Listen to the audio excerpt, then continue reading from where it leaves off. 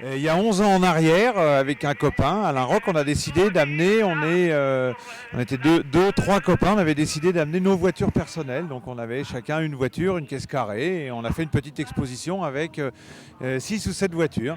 Et puis l'année d'après, deux, trois personnes nous en ont parlé, nous ont dit tiens, l'année prochaine, on aimerait bien une voiture en plus, puis une en plus. De 7 voitures, on est passé à 11 voitures, puis après on a eu 30 voitures. L'année d'après, on en a eu une quarantaine. Ça s'est un petit peu dit, le bouche à oreille a marché. Et l'année dernière, on a eu 250 véhicules. Et je pense que cette année, avec le club de Vincennes en ancienne qui vient dimanche, je pense qu'on dépassera les 300 véhicules. Donc dans la partie basse de la pépinière ici, c'est toutes les caisses carrées, les voitures des années 30. Toutes ces voitures, on les met en scène à l'intérieur. C'est-à-dire qu'on enlève les plantes de la pépinière, on déroule 1000 mètres carrés de gazon en plaque, un semi-remorque complet de gazon en plaque qui est déroulé. Et après, on met nos voitures dessus. Une fois que les voitures sont mises dessus, on met des chaînettes tout autour. Une fois que les chaînettes sont mises, on les met dans des parterres de fleurs. Rien que la partie du bas, ça représente 3-4 jours de travail à 5 personnes pour la mise en place.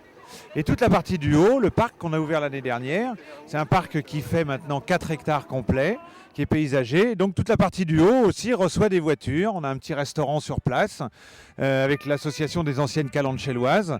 Et puis on a des petits stands qui viennent. On a cette année les 90 ans de Citroën. De ce côté-ci, on a les véhicules Talbot qu'on a mis à l'honneur un petit peu. Et donc les thèmes Peugeot, Citroën, Renault, toutes les voitures. On a beaucoup de voitures exceptionnelles. On a beaucoup de voitures qu'on voit nulle part ailleurs. Donc en passant par les Ferrari, en passant par des voitures mythiques comme les Ford Mustang, toute la gamme de Citroën, toutes les C4, C4 cabriolets, C4 torpedo, les C4 limousines. Et puis on a aussi beaucoup de 2 chevaux, car on a un préparateur de 2 chevaux, Daniel Giroroux, qui fait lui-même ses 2 chevaux et qui nous a amené une trentaine de voitures. Enfin, il y a beaucoup de choses qu'on ne voit pas ailleurs.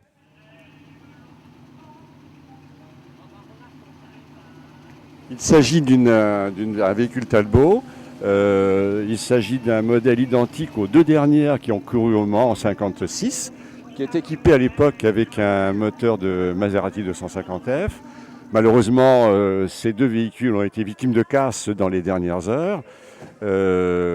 Celle-ci faisait partie d'un lot de 6 châssis qui étaient en dépôt à l'usine au moment où il y a eu un dépôt de bilan. C'était déposé d'ailleurs par la suite et un peu ignoré chez le pilote Grignard. Et le vœu pieux de Talbot était de faire des modèles qui auraient pu être équipés comme celui-ci d'un moteur BMW 8 cylindres en V, toujours dans les 2,5 litres, puisqu'à l'époque on était réputé ne pas pouvoir dépasser 2,5 litres. Donc elle est équipée d'un moteur BMW 2,5 litres de l'époque.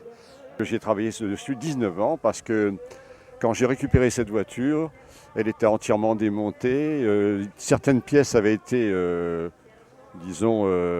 volées, dérobées, un peu éparpillées.